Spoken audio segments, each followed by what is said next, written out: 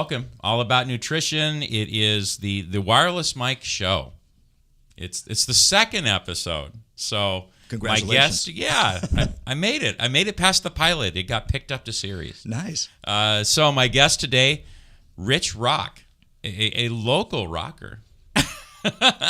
for a long time. Exactly. So, well, the thing is here with the angles, and as I was, texting you about this, Rich, was about we were talking about my first guest, DJ Glenn, internet radio, Hillsboro country station.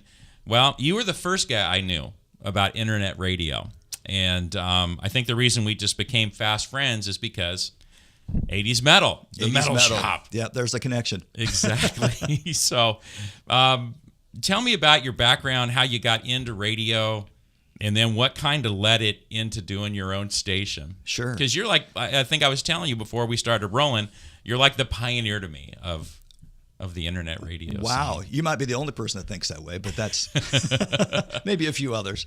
I've always been had a love for radio, and it started actually back in the early 80s. There was a station on in Portland, KRCK, which was at 101.1, which is now talk. It was KUFO for a while. That was rock. That was Right. nice. But back then, here was a station that was playing Iron Maiden, Judas Priest, bands that I had heard about but never really got exposed to until they started playing them. And then that was really exciting. And so, long story short, that was my introduction to radio, and really where the fire caught for me. And So it was through the music first. absolutely, yeah, Okay. but also the presentation. I loved what they were doing, and it was pretty straightforward. They would talk, play some songs, but eventually that excitement of radio, I caught that, and that's when I decided that's what I wanted to do. In fact, I was so into that station that when they changed format in 1984, I actually would sleep with the radio on at night. Mm-hmm. And I remember I did the same. yeah, I don't know if you heard the same thing. Maybe if you listened to it back then. Well, remember I was in Yakima, Washington. You were in Yakima, okay, So, so but there you didn't was hear that. one rock station. So it's probably similar to what the scene you were getting. Probably similar, yes. And but I remember it was about midnight, and I heard the DJ say something, "You can't always get what you want." And the last song was the Stones, "You can't always get what you want." And then I didn't know what he meant. And so then afterwards, some voice comes on and says, "This is the new 101, fine arts music," and they start playing classical. And I remember jumping out of bed. I was just freaking out. And I was so upset. I had a petition going at school to get it back. I didn't know anything about radio.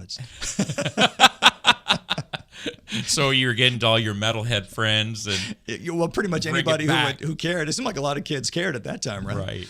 But it didn't work, obviously, and they were classical for a while. Then eventually it came back as KUFO. But okay, and that's when I had moved over to this area. Right. It became KUFO by that time. and that was on for quite a while. Yeah.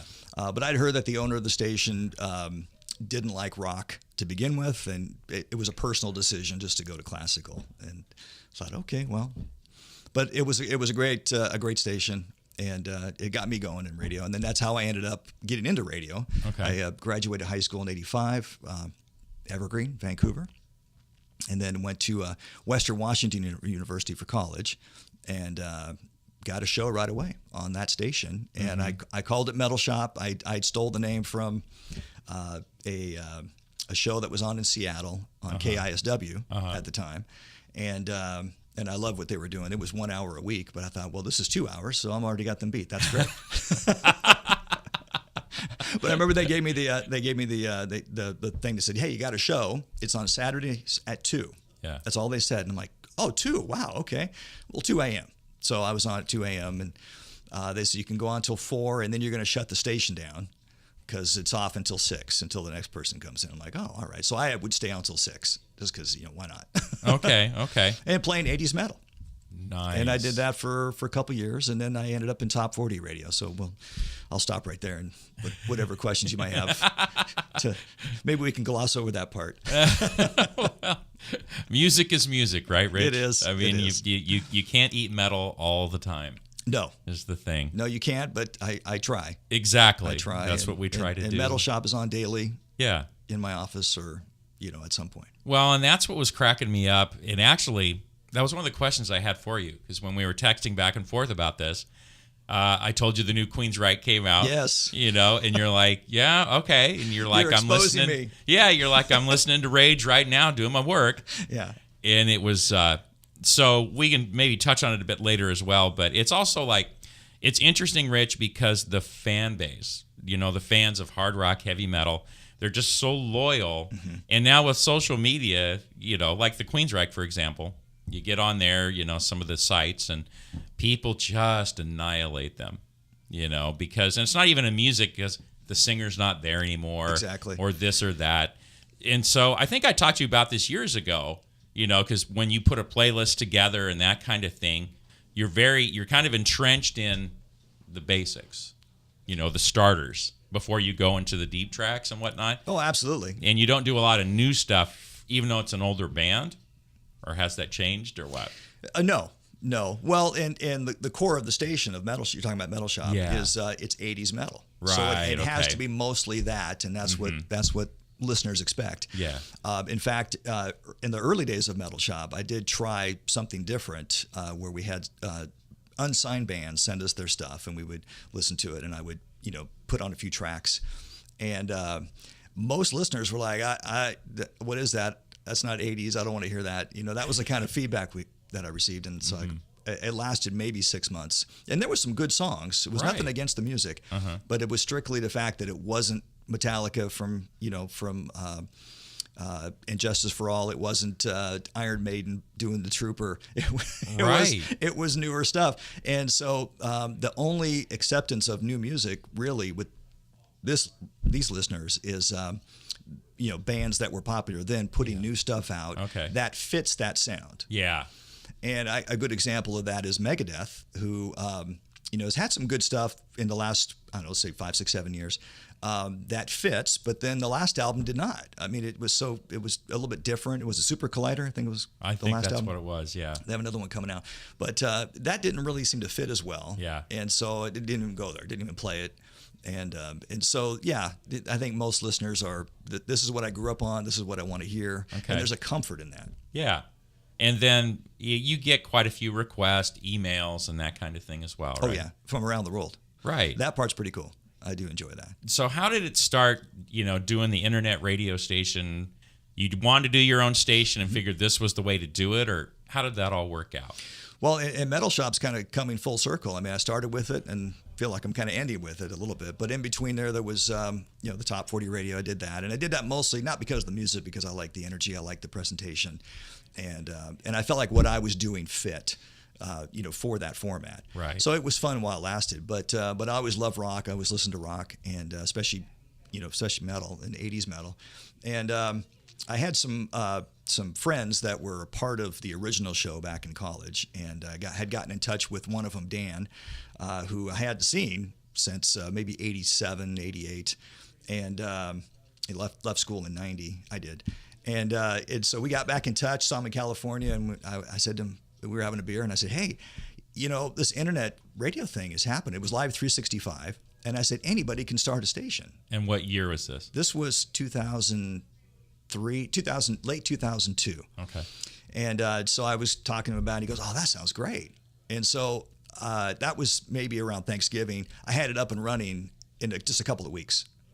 So I take it back. It was 2003. So it was December 6, 2003 was the first date. And yeah, it went that fast. And then it was just a matter of, you know, programming the music. And then I tried to make it as live as possible. It had to be everything uploaded at the time and then would play back.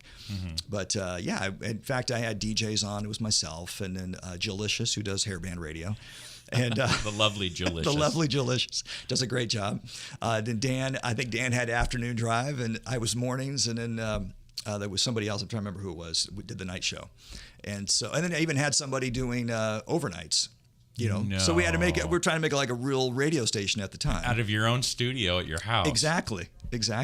And so they would send me all their stuff, and then I would upload it to the station, and then it would run. It was fun, but it just didn't work as far as sustainability. Trying to keep it happening over and over and over every day. And I had my regular job to do. So right, this is a labor of love. Absolutely, I mean, it still is. It still is. That's what gets me about metal, 80s metal, hard rock. It's people just see it. It's just It's that love of it. For sure. And back to what we were talking about with the loyalty, with the listeners to the music itself. I remember we had went to a show, you and I, we went to Queensryche at the Newmark Theater. Right. And it was kind of a weird circumstance anyways, because it was for a covers album. You know, a tour for a covers album. Yeah, I remember that now. Yeah, which was fun, because remember Jeff Tate busted out the sax when they did Have a Cigar from Pink Floyd. So I know that's my talent. I have vague Rich. memories of that. Yeah. Yes, you remember. That's But, good. Thank you for reminding me of that. you walk out of here, never again. But well, now I think about when he split from the band and Yeah. all that. I'm thinking, well, that probably didn't help that relationship that he's playing the saxophone. I got you. At Yeah, a Queensryche I show. actually saw him do that on a YouTube clip for The Thin Line with his solo band. I'm like, no, that don't work. Yeah, well, he can do that now, Yeah. right? Because he's solo. Yeah, sax on the beach. But outside that show, we ran to a couple, I think they were listeners of yours, friends or listeners. Yeah, both. Yeah. Okay, it was just within 15, 20 minutes, we're just talking about, it's like badges of honor. You know, I saw Maiden in the Gorge in 1987. Someone else. I saw him in 92 at the Coliseum. Someone else. Hey, I picked up the blah, blah, blah album from him. And why do you think it is that people still stick to the allegiance of the genre? Because it's like, I don't see it in the rap or country. I just don't see it like this. I could be overlooking it, but Maybe. what I do you mean, think? we're not involved in those conversations, right? So who knows how they see it? But also some of those sounds you're talking about, like rap, for example, is more recent in its popularity. I mean, you had the different eras, gangster rap and all that, but really, it's a recent thing. And that's why you hear all rock is dead. Well, not to us, but maybe it is to younger people who don't listen to it, which is sad, but that seems to be what's the trend right now. But for what you're talking about, with us and our generation, what we grew up with, I mean, metal is ours. And, and it's something that we feel is special, and most people don't understand. They don't like it. I mean, we knew people that didn't like that stuff back then. They thought it was loud and it was not. But that was the reason we loved it, right? And so that's probably what it is. It's something that we own. We take ownership of, and only we get. Okay, and now it's kind of moved into the nostalgia. Oh, for sure. As well, but you think, the good old days. Yeah, exactly. Sometimes they weren't really that well, and good. you mentioned Maiden. I went to see them with my son. We did the classic rock tour for about a year, which was a lot of fun. And I was at that show. You were in Tacoma. Yeah. And we went to that, and that was the new album. They were touring on that, so they played mostly that. And it was fine. Yeah. But man, when they got to the end and they started playing the classics, and then of course those are the songs that I knew. Yeah. And that's why I'm excited about the new tour coming up, because it's all the older stuff. It's going to be fire, Rich. Yeah, absolutely. Yeah. So then I think about that. I think about, I like the new album, but man, that old stuff is where I got excited about Maiden.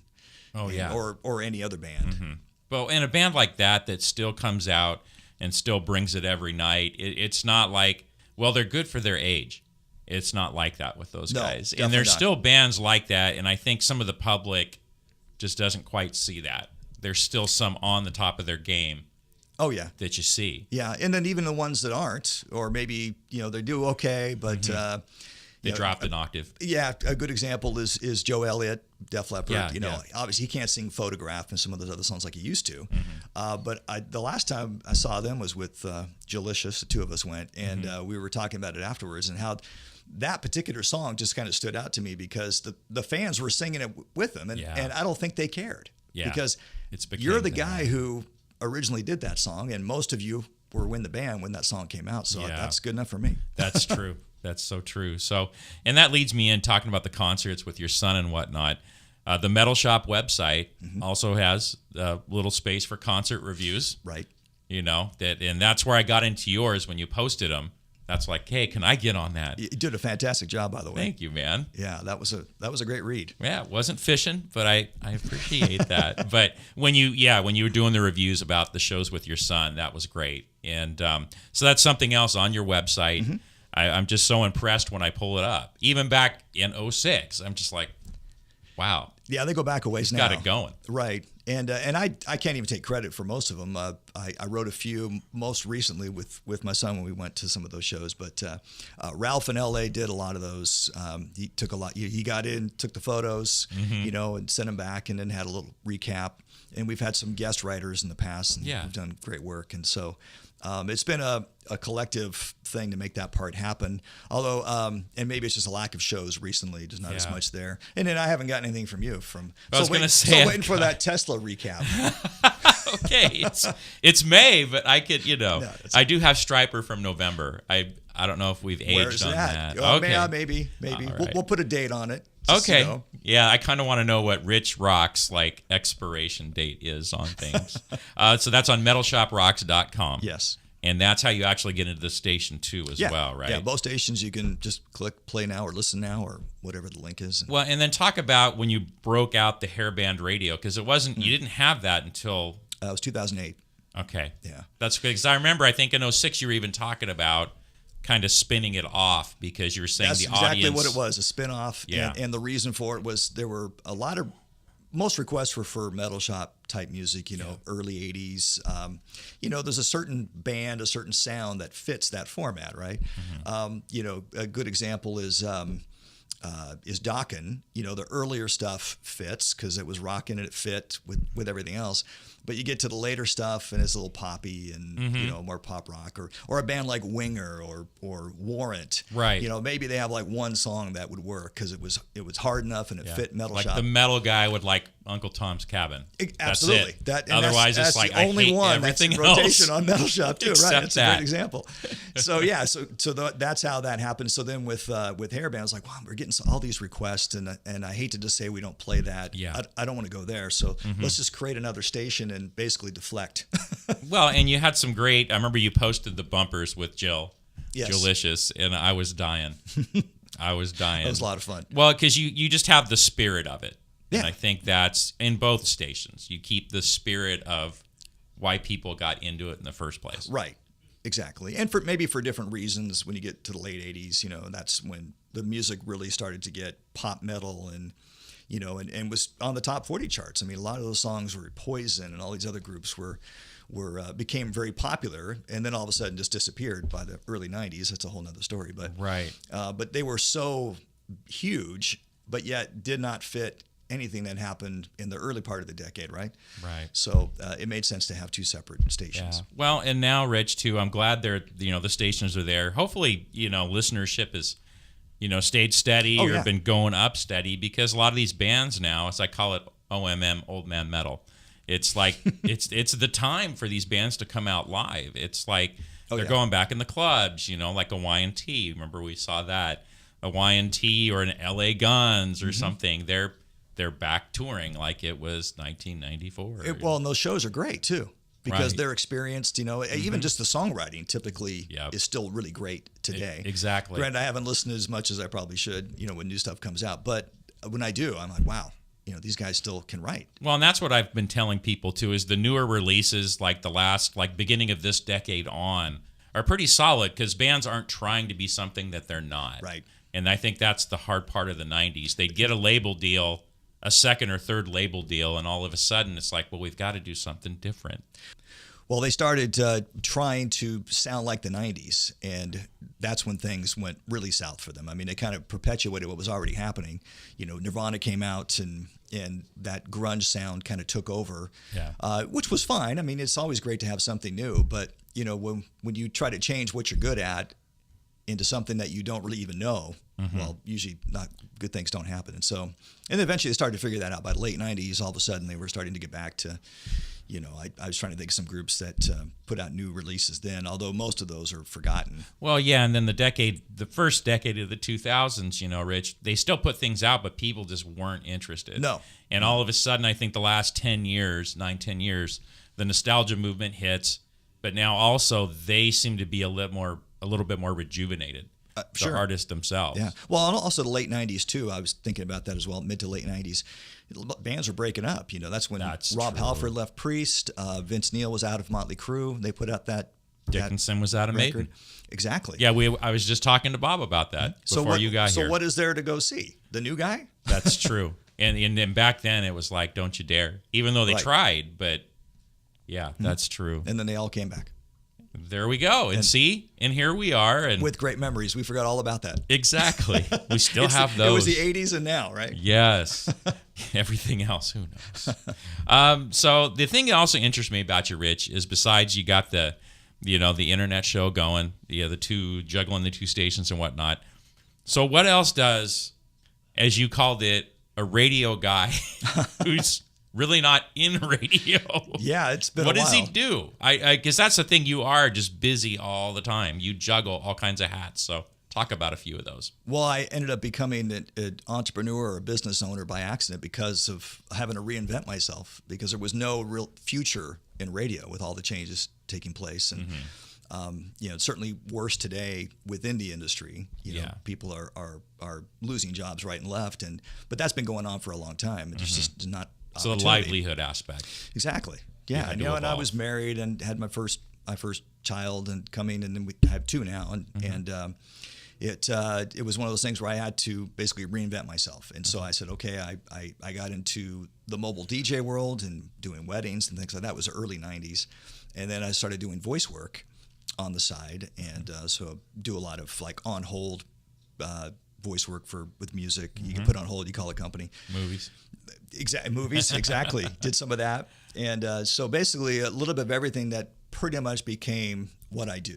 And so I own a mobile DJ service that has offices in Portland and Seattle. Really? Yeah. You got out into Seattle. Oh, yeah. Yeah, I had no choice because my first mobile DJ company, DJ Entertainment, Okay. I had that started in 94. I sold it in 99 to what was then Clear Channel, is now iHeart. Okay. And because I was working at Z100, so Right. they bought the company from me, and then I ran it for them for 4 years, and then that was enough. I left, and then I had a 2-year non-compete. That was already in my deal, so I couldn't do anything for Portland. So I commuted to Seattle for 2 years with my partner up there. We started that and got that going, and that's still successful today.